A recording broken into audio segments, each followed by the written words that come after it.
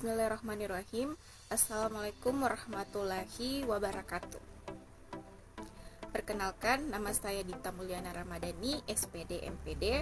Saya adalah peserta Latsar CPNS tahun 2022 dari Kementerian Pendidikan dan Kebudayaan dan berinstansi di Universitas Sulawesi Barat.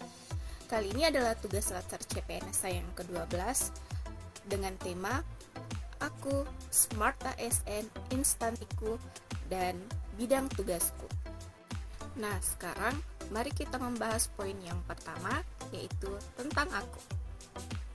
Nama lengkapku adalah Dita Mulyana Ramadhani, lahir di Majene 25 Februari 1994.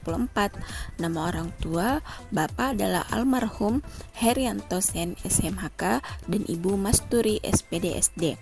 Pendidikan S1 Universitas Negeri Makassar tahun 2016 dan S2 Pasca Sarjana Universitas Negeri Makassar tahun 2019. Nah, poin selanjutnya adalah mengenai Smart ASN. Ada 8 kriteria dalam Smart ASN. Yang pertama adalah mengenai integritas, yang kedua tentang nasionalisme, yang ketiga profesionalisme, yang keempat wawasan global, selanjutnya adalah IT dan bahasa asing, berikutnya adalah pelayanan, networking, dan entrepreneur. Yuk, mari bahas satu persatu. Poin Smart ASN yang pertama adalah integritas. Seorang Smart ASN harus dapat merespon perkembangan teknologi dan informasi dengan positif. Dalam poin integritas diatur dalam Peraturan Menteri PAN dan RB Nomor 60 Tahun 2020 tentang pembangunan integritas pegawai aparatur sipil negara yang didefinisikan sebagai konsistensi berperilaku yang selaras dengan nilai, norma, dan atau etika organisasi dan jujur dalam hubungan dengan atasan, rekan kerja, bawahan langsung, dan pemangku kepentingan. Poin kedua yaitu nasionalisme.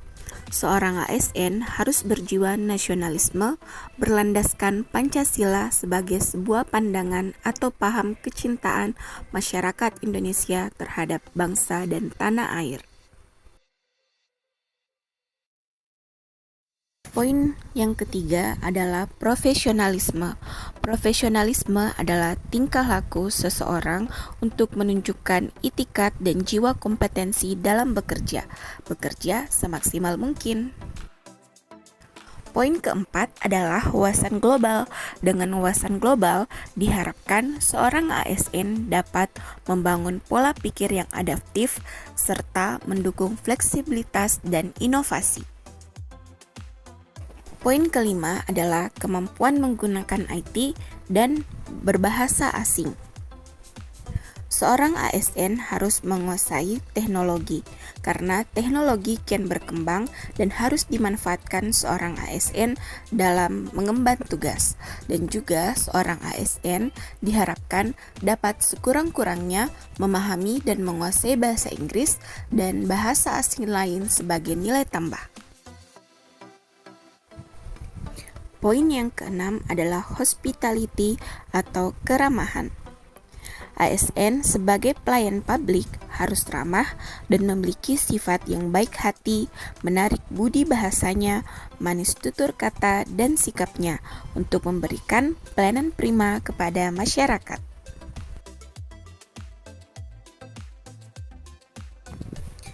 Poin ketujuh adalah networking. Seorang ASN harus mampu bersinergi dengan instansi lain dan harus mengembangkan dan menjalin hubungan dengan orang lain. Dan poin yang terakhir yaitu entrepreneurship atau kewirausahaan. Seorang ASN harus memiliki jiwa kewirausahaan yaitu berani, kreatif, inovatif, pantang menyerah, serta cerdas dalam menangkap dan menciptakan peluang. Nah, poin yang ketiga adalah mengenai instansi. Instansi tempat saya sekarang bekerja adalah Universitas Sulawesi Barat.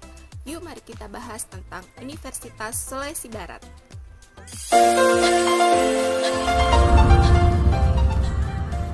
Untuk mengetahui referensi tentang fakultas dan prodi di Unsulbar, kalian bisa baca sendiri ya di frame berikut. Check this out!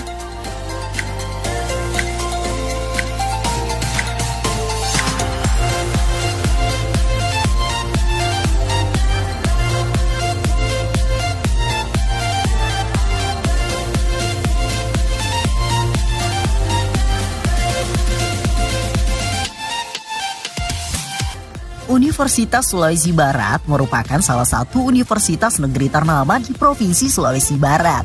Dengan demikian, kampus yang dijuluki Kampus Merah Marun ini semakin hari semakin menunjukkan eksistensinya. Seperti yang kamu lihat sendiri, dengan adanya laboratorium terpadu Universitas Sulawesi Barat ini menambah kepercayaan diri mahasiswa untuk belajar lebih giat lagi dalam bidang keilmuan, sains, dan teknologi.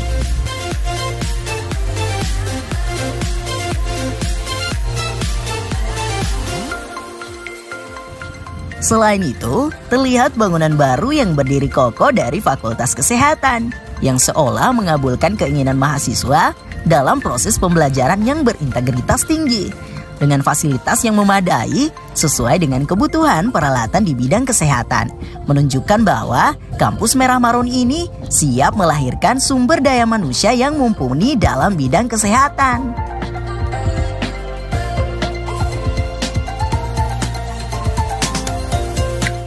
Beranjak dari situ, terdapat juga gedung bertingkat untuk mahasiswa beristirahat dan menikmati hari libur di sela-sela aktivitas mereka.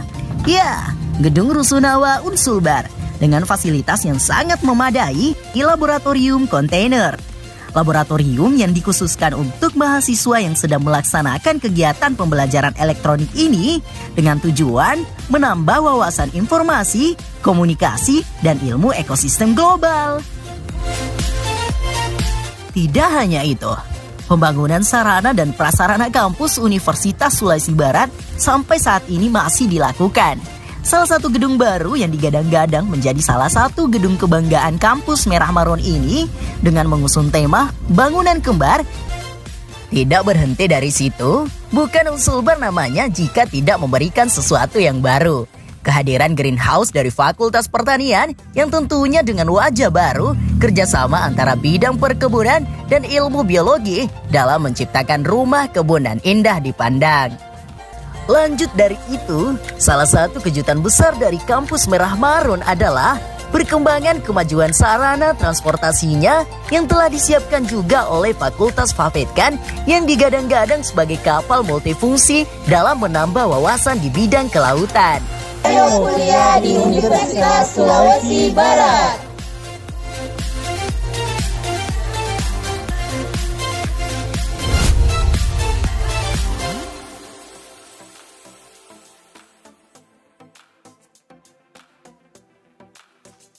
Nah, poin yang terakhir adalah bidang tugasku. Kali ini saya akan membahas mengenai apa saja sih yang saya lakukan dalam bekerja di Universitas Sulawesi Barat. Yuk mari bahas bersama.